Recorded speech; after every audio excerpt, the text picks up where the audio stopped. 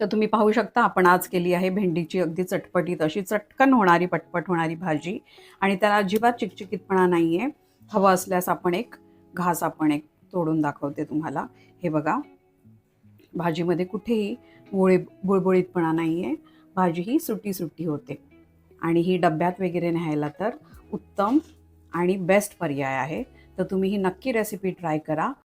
नमस्कार and welcome to Archana's easy recipes. तर आज आपल्या चॅनलवर आपण पाहणार आहोत चटपटीत भेंडीची भाजी अगदी 10 मिनिटात होणारी. तर आता पाहूया या भेंडीच्या भाजीसाठी लागणारे इन्ग्रेडियंट्स. तर सर्वात प्रथम म्हणजे भेंडी जी रात्री जर आणली असेल तर जाळीतल्या एका भांड्यामध्ये धुवून ठेवून द्यायची, म्हणजे छान ती सकाळपर्यंत कोरडी होते. तर धुवून ठेवलेली भेंडी आणि 2 हिरव्या मिरच्या, टोमॅटो, एक मोठा टोमॅटो, एक कांदा मध्यम आकाराचा, 7-8 लसणीच्या पाकळ्या आणि पाव कप आहे आपलं शेंगदाणे, पाव कप. आणि इथे आंबटपणासाठी मी चिंच घेतली आहे किंवा मग कोकम घेऊ शकतो. पण चिंच आणि कोकम जर नसेल तर टोमॅटो डबल घ्या तुम्ही, कारण भेंडीच्या भाजीला आंबटपणा लागतो. आता मी बाकीचे मसाले सांगते की इथे लसूण 7-8 पाकळ्या घेतल्याच आहेत. त्याच्यासोबत शेंगदाणे पाव कप, जे आपण कोरडे भाजून कूट करणार आहोत. जर तुमच्याकडे शेंगदाण्याचा कूट असेल तर मग शेंगदाणे वेगळे भाजायची गरज नाही. तिखट आहे 1 टीस्पून, हळद अर्धा टीस्पून, मीठ 1 टीस्पून, हिंग पाव टीस्पून आणि लिंबा एवढी म्हणजे थोडीशी चिंच, तेल आहे 5 टीस्पून, जिरा आहे अर्धा टीस्पून आणि बडीशेप पण अर्धा टीस्पून. आणि हे सगळे जे मी इन्ग्रेडियंट सांगते हे माझ्या डिस्क्रिप्शन बॉक्समध्ये खाली संपूर्ण रेसिपीमध्ये सगळं डिटेल दिलेलं आहे. तर तुम्हाला इथे ऐकायचा कंटाळा आला तर तुम्ही अगदी रीतसर ती रेसिपी माझी कॉपी पेस्ट करू शकता. तर चला आपण आता पुढची प्रोसेस पाहूया. तर आता आपण सगळ्या भाज्या चिरून घेऊया. म्हणजे भेंडी चिरायच्या आधी एक महत्त्वाची टिप सांगते मी तुम्हाला, की भेंडी ही बुळबुळीत असते. त्यामुळे ह्याचा मी ज्या सिक्वेन्सने आता चिरते, म्हणजे आधी चॉपिंग बोर्डवर कांदा, नंतर लसूण, मिरची ह्या सुक्या भाज्या आहेत चिरून घ्यायचं. मग ओलं म्हणजे काय तर टोमॅटो, मग टोमॅटो चिरायचा आणि सगळ्यात शेवटी भेंडी चिरायची. म्हणजे काय होतं की भेंडी ही बुळबुळीत असल्यामुळे चॉपिंग बोर्ड आपला निसरडा किंवा बुळबुळीत होतो. तर लास्टला जर आपण भेंडी चिरली तर मग आधी बाकीचं सामान चिरलेलं असतं आणि आपला चॉपिंग बोर्ड जरी बुळबुळीत झाला तरी आपण तो घासायलाच टाकणार असतो. तर त्यामुळे मी सांगते त्या सिक्वेन्सनी, म्हणजे आधी कांदा, मिरची, लसूण, टोमॅटो आणि मग भेंडी, अशा भाज्या आपण इथे चिरून फटाफट आता पुढची प्रोसेस करूया. तर आता इथे गॅसवर आपण एक भांडं ठेवलं आहे. ह्याच भांड्यात आपण भाजी करणार आहोत. पण आधी हे कोरडं भांडं गरम झाल्यावर त्यात आपले शेंगदाणे भाजून घ्यायचे. अगदी अति भाजायचे नाही आहेत, कारण आपण सालीसहितच हे मिक्सरला लावून घेणार आहोत. आणि जर आपल्या घरी दाण्याचं कूट रेडी असेल तर मग ही स्किप करा स्टेप, कारण मग तुम्ही डायरेक्ट दाण्याचं कूट जेव्हा भाजी आपली रेडी होईल तेव्हा लास्टला घालू शकता.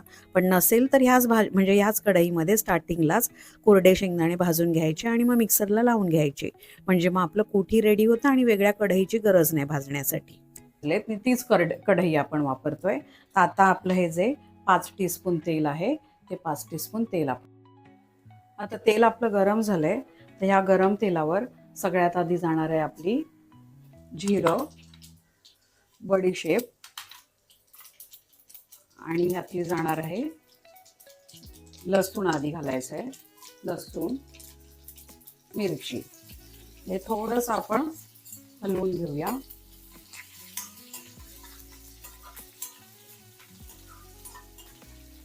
आणि पाठोपाठ जातोय कांदा. आणि ह्या भाजीवर झाकण नाही ठेवायचं, शिजताना झाकण नाही ठेवायचं, कारण बुळबुळीतपणा येईल नाही तर त्याला. तर हीच तर मेन ट्रिक आहे. ह्या भाजीवर झाकण न ठेवता ही भाजी शिजवायची असते. आणि आंबट पदार्थ आधी घालायचे, भेंडी घालायच्या आधी. तर आता हे थोडंसं परतून ह्याच्यावर आता बाकीचे आपले मसाले जाणार आहेत. आपलं जातंय, आधी जातंय हे लाल मिरची पावडर, नंतर जाते हळद, नंतर जातंय आपलं धणे जिरे पूड 1 टीस्पून, त्यामागोमाग जातंय हिंग. हिंग हे कारण शेंगदाणे कधी कधी कोणाला बाजतात त्यामुळे हिंग घातले आपण. आणि हे आहे 1 चमचा 1 टीस्पून मीठ. आता हे थोडंसं ढवळायचं आपण, म्हणून याला थोडं तेल जास्त असेल तर ना हे खूप छान आता सुगंध सुटलाय. थोडंसं ढवळूया.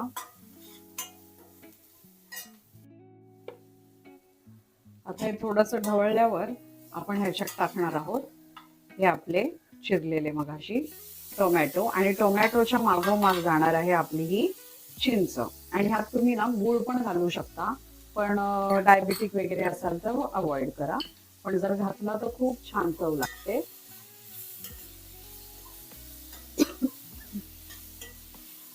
हे आता छान एकजीव होऊ दे. हा आंबटपणा ह्या मसाल्यामध्ये उतरला की मग आपली भेंडी घालायची आणि झाकण ठेवू नका. झाकण ठेवलं तर भेंडीला मग ते पातळ असं बुडबुडीत रव सुटतो. हे पहा, आता आपण आंबटपणा हे टाकले, आंबट सगळं म्हणजे तिचं, आणि टोमॅटो टाकले, कांदाही आपला शिजलाय. जास्त वेळ नाही, फक्त 2 मिनिटच. आणि आता आपण टाकतोय आपली ही भेंडी, भाजली वगैरे नाहीये, चिरलेली भेंडी डायरेक्ट टाकतोय. आणि ही छान ढवळून घेऊया. आणि स्लो गॅसवर, ही स्लो म्हणजे मीडियम गॅसवर 10 मिनिटात भाजी रेडी होईल. मीठ वगैरे सगळं टाकलंय. आणि आता हे शेंगदाणे आपण मिक्सरला लावून घेऊ. भाजी पूर्ण सध्या 5 मिनिटं झाली आहेत, तर 5 मिनिटात आपण हे चेक करूया. हे बघा, भाजी बऱ्यापैकी ड्राय झाली आणि कुठेही तुम्हाला चिकटपणा दिसत नसेल. हे पहा, चिकटपणा दिसत नाही. आपण जर झाकण ठेवलं असतं तर चिकटपणा आला असता. हे बघा, भाजी छान झाली. अजून एक 5 मिनिटं होऊ देत. तोवर आता काय करू आपण, की आपण जे मिक्सरला लावलं होतं ते आधी बघूया. हे बघा, शेंगदाणे सालीसहित लावलेले मिक्सरला, तर आता ते सालीसहित शेंगदाण्याचं कूट ह्याच्यावर टाकून एक 5 मिनिटं अजून हे ठेवूया. आणि ट्रस्ट मी की तुम्ही ही ट्राय करा. भाजी तुम्हाला नक्की आवडेल. आणि डब्यासाठी आता समजा बघा, मी फोडणीला देऊन बाकीची कामं केली म्हणजे 10व्या मिनिटाला ही भाजी रेडी असते.